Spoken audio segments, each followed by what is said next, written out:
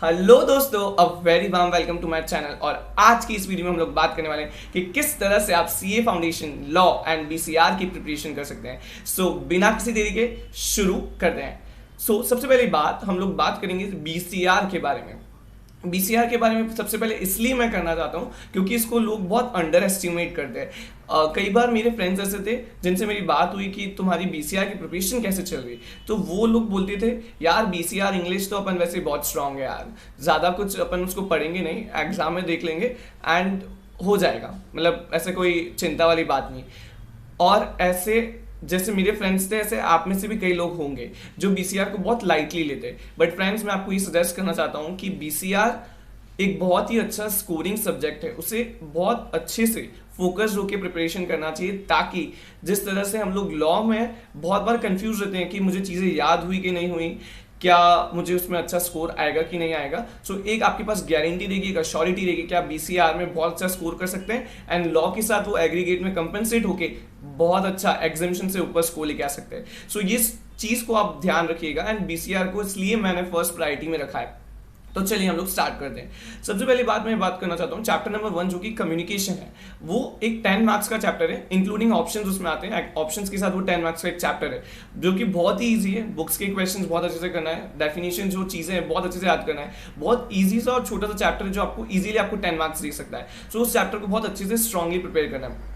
BCR में आपको जो भी फॉर्मेट्स राइटिंग स्किल्स के, उन फॉर्मेट्स को बहुत अच्छे से स्ट्रांगली प्रिपेयर कर लेना है। जैसे रेज्यूमे कैसे लिखना है, कि आपको मीटिंग्स के नोट्स कैसे बनाना है, फिर आपको आर्टिकल में क्या होना चाहिए, किस तरह से लिखना है, एवरीथिंग, नोटिस, एवरीथिंग, जो भी राइटिंग स्किल्स के फॉर्मेट्स है उन्हें बहुत अच्छे से स्ट्रांगली प्रिपेयर कर लेना है। और साथ ही साथ कुछ राइटिंग स्किल्स को लिखकर भी प्रैक्टिस करना है। एटलीस्ट दो तो राइटिंग स्किल्स के जितने भी चीजें हैं उनके एटलीस्ट दो प्रैक्टिस तो आपको करना ही चाहिए। इस तरह से आपको प्रैक्टिस करना है। साथ ही साथ आप जो आईसीआई मॉड्यूल में एग्जाम्पल्स दे रखे हैं उन्हें भी रिफर कर सकते हैं। इस तरह से आप अगर बीसीआर की प्रैक्टिस करते हैं, ज्यादा कुछ करना ही नहीं बीसीआर में, सिर्फ थोड़ी प्रैक्टिस और थोड़ा टाइम डिवोट करना है ना, आप उसमें बहुत अच्छा स्कोर लेके आ सकते हैं।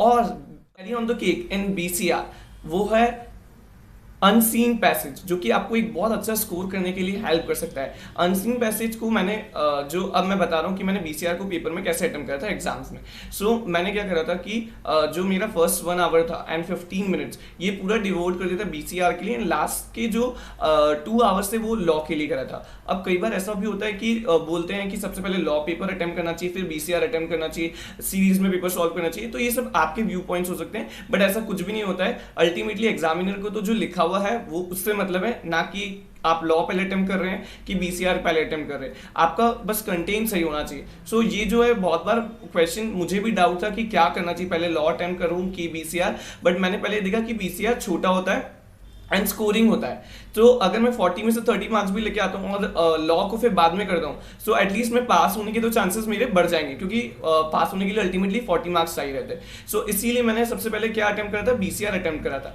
अब बीसीआर को अटेम्प्ट करने के लिए सबसे पहले जो 15 मिनट्स मुझे मिले थे, तो मैंने क्या करा, जो फर्स्ट 10 मिनट्स होते हैं उस 10 मिनट्स में तो मैंने अनसीन पैसेज के क्वेश्चन, उसके सॉल्यूशंस और सब चीजें फाइंड आउट कर ली और अपने दिमाग में आंसर सेट कर ली।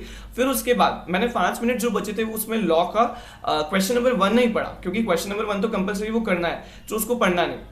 उसके बाद रिवर्स ऑर्डर में, दैट इज क्वेश्चन नंबर 6, 5, 4, 3, 2, ये क्वेश्चन मैंने एक बार देख लिया और उसमें से मैंने सिलेक्ट कर लिया कि मुझे क्या क्वेश्चन करना है, कौन सा क्वेश्चन मुझे करना है, वो क्वेश्चन मैंने सिलेक्ट कर लिया। इस तरह से मैंने जो है फर्स्ट 15 मिनट्स को यूज करा था ऑर्डर सेलेक्ट करने में और अनसीन पैसेज को कंप्लीट करने में। फिर उसके बाद जैसे पेपर स्टार्ट करने का टाइम हो गया, मैंने अनसीन पैसेज को जो है सॉल्व करना स्टार्ट कर दिया। फर्स्ट 10 मिनट्स मेरा अनसीन पैसेज हो गया। उसके बाद जो भी बची हुई राइटिंग स्किल्स थी और जो भी आगे की चीजें थी जो बीसीआर से रिलेटेड थी, वो सारी मेरी अटेम्प्ट हो गई थी। इस तरह से 1 आवर में मेरा पूरा बीसीआर हो गया था। एंड फिर उसके बाद मैं जो लॉ का ऑर्डर मैंने सेलेक्ट कर लिया था पहले, उस ऑर्डर में लॉ का पेपर स्टार्ट कर दिया था। इस तरह से टाइम मैनेजमेंट करके मैंने पूरा पेपर 100 मार्क्स का अटेम्प्ट करा था एंड बहुत अच्छे से मेरा अटेम्प्ट हो चुका था। फिर लास्ट में कुछ मैंने स्पेशल चीजें करी थी जिससे एग्जामिनर को इम्प्रेस किया जा सके। वो मैं आपके साथ लास्ट में वीडियो के एंड में शेयर करूंगा, तो आप जरूर देखिएगा। फिर उसके बाद आते हैं अब हम लोग 60 मार्क्स का paper, that is law, and जिसके लिए सबको बहुत ज्यादा डर लगता है। चलिए अब हम लोग बात करते हैं लॉ को कैसे प्रिपेयर करना है। सबसे पहले तो मैं आपको ये बता दूं कि लॉ को प्रिपरेशन करने के लिए आपको सिर्फ और सिर्फ आईसीआई मॉड्यूल को स्टिक करना है, उसी से प्रिपेयर करना है, उसी से सारे क्वेश्चंस आते हैं। सो आपको उसे ही बहुत अच्छे से स्ट्रॉन्ग करना है। और जब भी आप रिवीजन करें ना, तो मैं क्या करता था, मैं सिर्फ आईसीए मॉड्यूल से ही रिवाइज करता था। ये क्यों? क्योंकि जब हम लोग आईसीए मॉड्यूल को बार बार रिवाइज करेंगे तो उसकी जो लैंग्वेज है वो धीरे धीरे सेट होने लगेगी, वो आपको समझ में आने लगेगी, आपके वोकैबुलरी में भी वो लैंग्वेज आने लगेगी। तो जब भी कोई क्वेश्चन आएगा तो फिर आपके जो वर्ड्स होंगे वो आईसीए मॉड्यूल से रिलेटेड होंगे एंड आपको बहुत अच्छा स्कोर उसमें मिलेगा। अब आईसीए मॉड्यूल जब मैंने प्रेफर करी थी तो मैंने कम से कम 2 से 3 बार उसको पढ़ा था। अब जब हम लोग रिवाइज करते हैं ना ICA module, so first revision में कभी भी आपको कोई अंडरलाइनिंग या मार्किंग नहीं करनी है। एक बार समझना है कि क्या कॉन्सेप्ट है। मेरे साथ ऐसा हो चुका था कि मैंने क्या करता था, फर्स्ट रीडिंग में ऐसा लगता है कि एवरीथिंग इज इंपॉर्टेंट, तो मैंने सब कुछ मार्क कर दिया था। अब वो सब कुछ मार्क कर दिया, फिर उसके बाद वो बहुत खिचड़ी हो जाता है क्योंकि वो ही नहीं पता चल पाता है कि क्या इंपॉर्टेंट है। इसलिए जब हम लोग सेकंड रीडिंग करें तब आपको एक आइडिया लग जाएगा कि हाँ ये चीज़ इंपॉर्टेंट है, ये रिलेटेड है, ये कीवर्ड है जो मुझे याद करना है। सो इसलिए मैं आपको सजेस्ट करूँ कि सेकंड रीडिंग में आप मार्किंग करेंगे, हाईलाइट करेंगे तो ज़्यादा बेटर रहेगा। पेंसिल और हाइलाइटर साथ में रखना ही है। स्टिकी नोट्स का भी आप यूज कर सकते हैं। जब आपको ऐसा लगता है कि हाँ ये इंपॉर्टेंट टॉपिक है, इसको मुझे देखना है, तो आपने स्टिकी नोट्स वहाँ पे लगा दिया। फिर ऐसे ही आपने नेक्स्ट जो भी चैप्टर्स उसमें भी जो भी इंपॉर्टेंट टॉपिक्स है, या आपको लगता है कि यार इसमें से मार्क्स, इसमें से क्वेश्चन आ सकते हैं, या ये कुछ टॉपिक्स है जो मुझे एग्जाम के एंड टाइम पे देखना है, तो वहाँ पे आप स्टिकी नोट्स लगा लीजिए, ताकि जब आप 1.5 डेज में रिवाइज करें तो आपका टाइम भी बचे। अब लॉ में प्रिपरेशन जब कर रहे थे हम लोग, तो हम लोगों ने आईसीए मॉड्यूल को स्टिक करा और आईसीए मॉड्यूल के जितने भी examples, illustrations and question answers थे उसे बहुत अच्छे से स्ट्रांगली प्रिपेयर करा था। एंड फ्रेंड्स, मैं आपको ये शेयर करना चाहूँगा कि मेरे पेपर में बहुत सारे क्वेश्चंस सिर्फ नाम चेंज और थोड़ा अमाउंट चेंज एग्जैक्टली वही जो आईसीए मॉड्यूल में थे उसमें से आए थे। बहुत सारे क्वेश्चंस, बहुत सारे यानी मैक्सिमम मैं बोल सकता हूँ।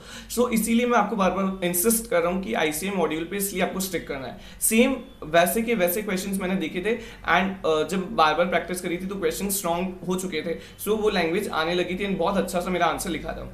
लॉ की क्वेश्चंस को आंसर करने के लिए एक पैटर्न होता है। वो पैटर्न होता है कि आपको पहले प्रोविजन लिखना रहता है, प्रोविजन के बाद आपको फैक्ट्स लिखना रहता है, फैक्ट्स के बाद एनालिसिस एंड कंक्लूजन। सो इस जो पैटर्न होता है, इस पैटर्न में आपको मेजर ऑफ द आंसर्स को क्वेश्चन को आंसर करना है। इस तरह से आपको लिखना है आपके आंसर्स, ताकि बहुत ही सिस्टमैटिक वे में आप अपना आंसर प्रेजेंट कर सके एंड जो एग्जामिनर है, जो कॉपी चेक करेगा, वो इम्प्रेस हो सके। ठीक है, फिर दोस्तों जब लॉ की प्रिपरेशन मैंने करी थी तो कई टॉपिक्स थे जो मुझे थोड़े डाउटफुल लग रहे थे या जो मुझे नहीं आ रहे थे। सो मैंने उन पे थोड़ा कॉन्सेप्चुअल क्लैरिटी करी, उन पे थोड़ा फोकस करा कि हाँ किस तरह से मैं उन्हें और स्ट्रॉन्ग कर सकता हूँ। अब लॉ में इजी देखा जाए तो 5 चैप्टर्स हैं, मेन जो 5 चैप्टर्स हैं।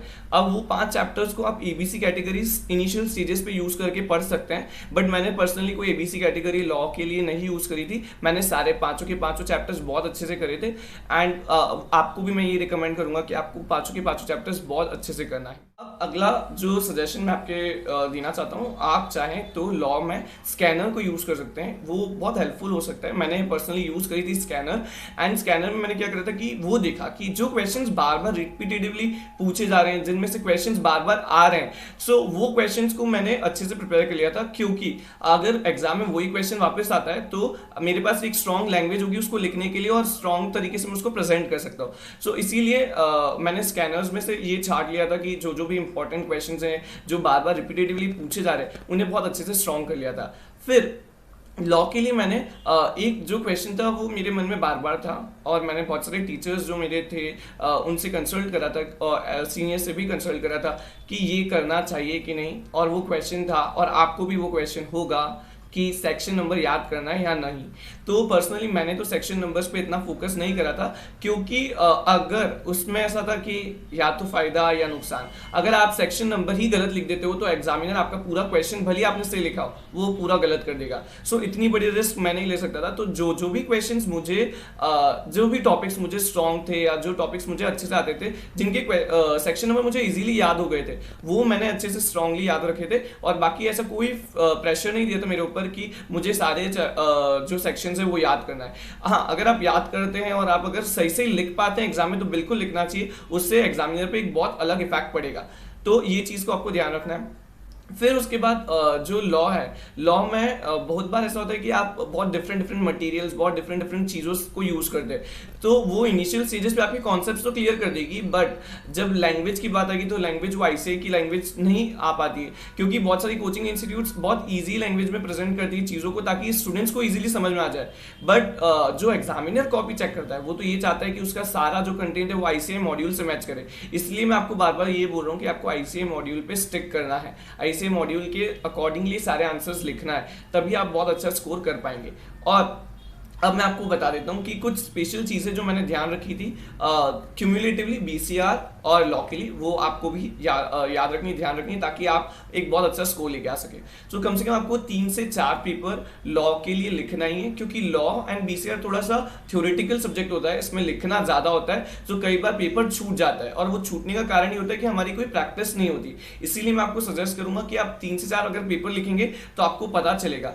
3 से 4 जब पेपर लिखे तो एक पूरा ऐसा सिनेरियो क्रिएट करें जिसमें आप बिल्कुल फोकस्ड हैं, 3 आवर्स का वो प्रॉपर टाइम, 15 मिनट्स पहले पेपर ले रहे हैं, पेपर की रीडिंग करें, जैसा भी एग्जाम में होता है वो पूरा सिनेरियो क्रिएट करें और उस सिनेरियो में आप पेपर लिखें। तो इससे आपको क्या होगा, आपका ब्रेन तैयार होगा, आपकी स्पीड बढ़ेगी, आपको पता चलेगा कि किस तरह से मुझे आंसर्स को प्रेजेंट करना है, किस तरह से मुझे आंसर्स लिखना है, मेरा दिमाग में वो क्लिक हो रहा है कि नहीं हो रहा है, ये सारी चीज़ें आपको पता चलेगी, क्या लैंग्वेज आ रही है कि नहीं आ रही, तो ये सब चीज़ें आपको पता चलेगी। तो मैंने भी 3 से 4 पेपर्स दिए थे, तो इसलिए मैं आपको सजेस्ट करूँ कि लॉ के लिए एंड बीसीआर के लिए आपको 3 से 4 पेपर लिखना है। फिर जब आप पेपर लिखे तो ऐसा कोशिश करिएगा कि लास्ट में 15 मिनट से 10 मिनट्स बचें, जिसमें आप इंपॉर्टेंट वर्ड्स को हाईलाइट कर सकें, मार्क कर सकें, और प्रॉपर अंडरलाइनिंग, हर जो क्वेश्चन है उसको न्यू पेज से स्टार्ट करें। क्वेश्चन जो भी है उसका क्वेश्चन नंबर, कई बार ऐसा होता है कि हम लोग जल्दी जल्दी में क्वेश्चन नंबर ही गलत लिख देते हैं, तो भले आप आंसर सही लिखे और क्वेश्चन नंबर ही गलत लिख देंगे तो आपका पूरा आंसर गलत हो जाएगा। तो ये जरा सी गलती जो है बहुत भारी पड़ जाती है, तो इस चीज का ध्यान रखिएगा कि क्वेश्चन नंबर जो है ऊपर टॉप पर बहुत क्लियरली विजिबल होना चाहिए। फिर हैंडराइटिंग मैटर नहीं करती है, पर्सनली मैं बताऊं तो मेरी हैंडराइटिंग थोड़ी सी ओके है, तो हैंडराइटिंग जो है वो मैटर नहीं करती, जो आप लिख रहे हो, जिस तरह से आप प्रेजेंट कर रहे हो, आप अंडरलाइनिंग कर रहे हो, अगर आप अच्छे से लिख रहे हो तो वो चीज़ मैटर करती है, आईसीए की लैंग्वेज मैटर करती है, तो उस चीज़ पे आपको फोकस करना है। जब आप अपनी प्रिपरेशन, जब टेस्ट, मॉक टेस्ट दे, तो आपको 2 चीज़ों का ध्यान रखना है, एक तो आपकी स्पीड प्रॉपर है, फर्स्ट मिनट से ही आपकी स्पीड होना चाहिए, और साथ ही साथ आपका टाइम मैनेजमेंट, ये दोनों आपको स्टार्टिंग से प्लान करके चलना है कि मुझे किस क्वेश्चन में, किस पार्ट में कितना टाइम लेना है। जैसे मैंने लास्ट के 2 आवर्स जो थे वो लॉ के लिए रखे थे, एंड फर्स्ट 1 आवर जो था वो मैंने बीसीआर के लिए रखा था। आप आपके हिसाब से आपकी स्ट्रैटेजी रख सकते हैं। जो फर्स्ट 15 मिनट्स रीडिंग टाइम मिला था उसमें से 10 मिनट्स अनसीन पैसेज के लिए रखा था, एंड 5 मिनट्स लॉ के क्वेश्चंस के ऑर्डर सेलेक्ट करने के लिए। फर्स्ट वाला क्वेश्चन कभी भी नहीं पढ़ना चाहिए, क्योंकि वो कंपलसरी होता है, तो उसमें से क्वेश्चन का आंसर तो आपको करना ही पड़ेगा। आप जो है मोस्टली ऐसा होता है कि जो लास्ट क्वेश्चन होता है वो थोड़ा इजी होता है, सो लास्ट क्वेश्चन से स्टार्ट करना चाहिए, रिवर्स ऑर्डर में चलना चाहिए। बट अगर लास्ट क्वेश्चन टफ हो या आपको नहीं आ रहा है, तो जो क्वेश्चन आपको आ रहा है उस क्वेश्चन से स्टार्ट करना है। ऐसा कोई कंपल्शन नहीं कि ऑर्डर से चलना है 1 2 3 4 5 6 7, ऐसे ऑर्डर से चलना कंपल्शन नहीं है। जो क्वेश्चन आपको आ रहा है उस क्वेश्चन को स्टार्ट करना है। बट हाँ, जैसे अगर क्वेश्चन नंबर 2 है, उसके part A B C D है, तो वो सारे के सारे पार्ट्स एक ही जगह, मतलब एक के बाद एक होना चाहिए। ऐसा नहीं होना चाहिए कि आपने 4th का ए लिख दिया यहाँ पे, फिर उसके बाद 2 का बी, सी 3rd का सी कर दिया। सो इस तरह से एग्जामिनर कंफ्यूज हो जाएगा एंड आपको इतना अच्छा स्कोर नहीं आ पाएगा। सो ये चीज़ का आपको बहुत ज़्यादा ध्यान रखना है, और प्रॉपर आपको अंडरलाइनिंग, स्पेसिंग, गैपिंग देना है। और ये सब चीज़ें कब आपकी स्ट्रॉन्ग, जब आप बार बार पेपर्स लिखेंगे तो आपको पता चलेगा कि कहाँ पे मैं गलती कर रहा हूँ, कहाँ पे मैं टाइम मैनेजमेंट नहीं कर रहा हूँ। सो ये सारी स्ट्रैटेजीज जो है वो आपको फॉलो करनी है लॉ के लिए एंड बीसीआर के लिए, एंड ये बहुत ही ज़्यादा डिटेल मैंने आपको शेयर करा है, और ये सब पर्सनली मैंने खुद ने फॉलो करा है, तो ये आपको बहुत हेल्प करेगा। एंड साथ ही साथ लास्ट में एक और चीज़ ये बताना चाहता हूँ कि आप एक स्ट्रैटेजी बना लेना कि मुझे लॉ में एटलीस्ट 60 में से 40 मार्क्स लेके आना है। 60 लाने की प्रैक्टिस करें, दैट्स वेल एंड गुड। और ऑन द अदर साइड आप बीसीआर में 40 में से एटलीस्ट 20 में से 30 या 40 आउट ऑफ 40, तो दैट्स वेल एंड गुड। सो इस तरह से हम लोग अगर बहुत अच्छे से प्लानिंग करके चलेंगे तो हमारा जो एग्रीगेट होगा वो एग्जामिशन या एग्जामिशन से ज्यादा होने वाला है। सो आपको किसी भी एक सब्जेक्ट पे डिपेंड नहीं होना है कि सिर्फ लॉ ही पढ़ रहे हैं या फिर बीसीआर ही पढ़ रहे हैं। सो ये सारी स्ट्रेटेजीज जो थी वो मैंने आपके साथ शेयर करी। मैं आशा करता हूँ आपने इस वीडियो को बहुत अच्छे से देखा होगा, और अगर आप अंत तक इस वीडियो को आए हैं तो आपके लिए बहुत बहुत थैंक यू। और इसी तरह की अमेजिंग वीडियोज मैं आपके लिए लाता रहूंगा, तो आप इस चैनल को सब्सक्राइब कर लीजिए लीजिए, अपने फ्रेंड्स और जो भी दोस्त हैं उनके साथ शेयर कर लीजिए। सो मिलते हैं अगली वीडियो में, तब तक के लिए बाय।